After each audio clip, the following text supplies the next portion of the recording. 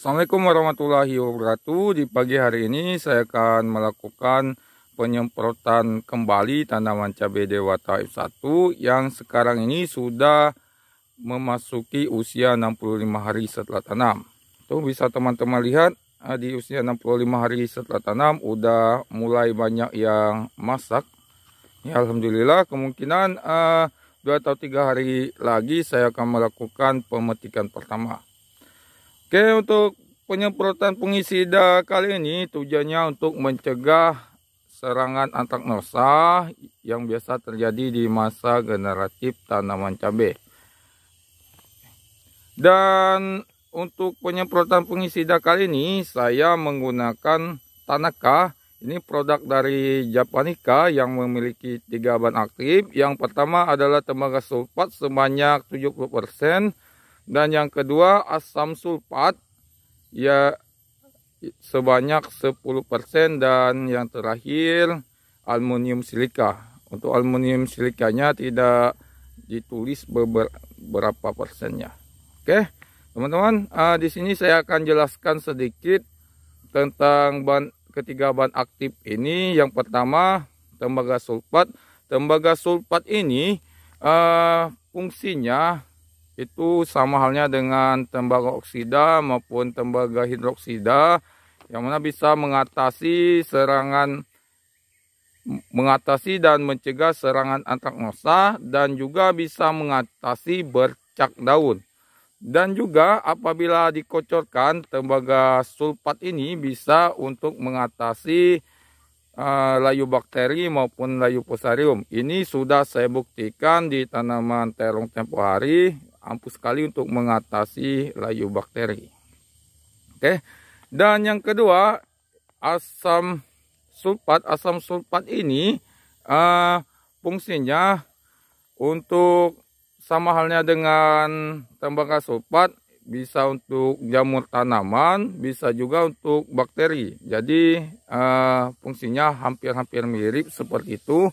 Dan yang terakhir ini aluminium silika. Aluminium silika ini sangat penting sekali untuk masa generatif tanaman hortikultura, karena aluminium silika ini dapat mempertebal kulit buah dan juga bisa untuk meningkatkan daya tahan tanaman terhadap cengkraman cuaca ekstrim seperti sekarang ini, maupun terhadap serangan hama dan penyakit. Jadi seperti itu teman-teman. Dan di sini juga dituliskan untuk cabai hama sasarnya bercak daun seperti yang saya sebutkan tadi, dan penyakit antraknosa.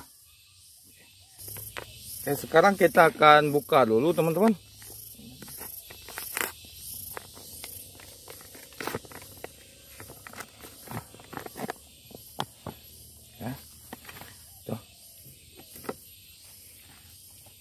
Untuk bentuknya ini putih ke abu-abuan. Dan di sini dijelaskan untuk takaran per tangki semprot ini 2 sampai 3 sendok penuh per tangki. Sini saya sediakan air sebanyak 20 liter.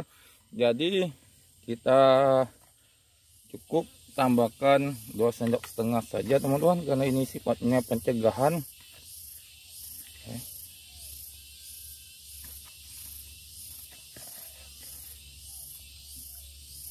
Cukup. Ini tinggal diaduk. Untuk penyemprotannya tidak saya praktekkan, tapi intinya sama, kita lakukan menyeluruh pada bagian tanaman. Dan ada hal yang perlu diperhatikan pada penggunaan fungisida yang berbahan aktif tembaga, baik itu bahan aktif tembaga oksida, tembaga hidroksida maupun tembaga sulfat, sebaiknya penggunaannya tunggal, jangan dicampur dengan insektisida maupun fungisida dengan bahan aktif lain. Karena umumnya fungisida berbahan aktif tembaga ini sifatnya panas, takutnya nanti bila dicampur itu akan berefek buruk pada tanaman. Kalau mau ditambahkan cukup tambahkan perekat saja. Jadi seperti itu teman-teman. Dan beginilah update dari tanaman cabai dewata yang saya tanam.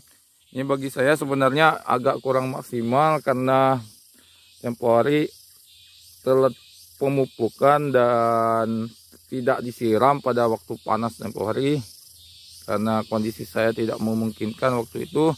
Dan alhamdulillah ini udah mulai masak. Jadi tidak masalah teman-teman, karena umumnya di tempat kami untuk cabai dewata ini bisa berbuah tahap kedua sampai tahap ketiga. Ya, seperti itu, tinggal perawatannya saja. Kemungkinan di habis buah tahap pertama ini saya akan lakukan pemupukan dengan menggunakan unsur nitrat untuk mengenjot buah kedua supaya nanti bisa lebih maksimal lagi. Dan pada umumnya buah kedua itu lebih lebat daripada buah pertama, karena di saat buah kedua terus tanaman cabai biasanya akan lebih pendek-pendek sehingga bunga dan buah yang keluar akan lebih banyak. Tergantung kita pemupukannya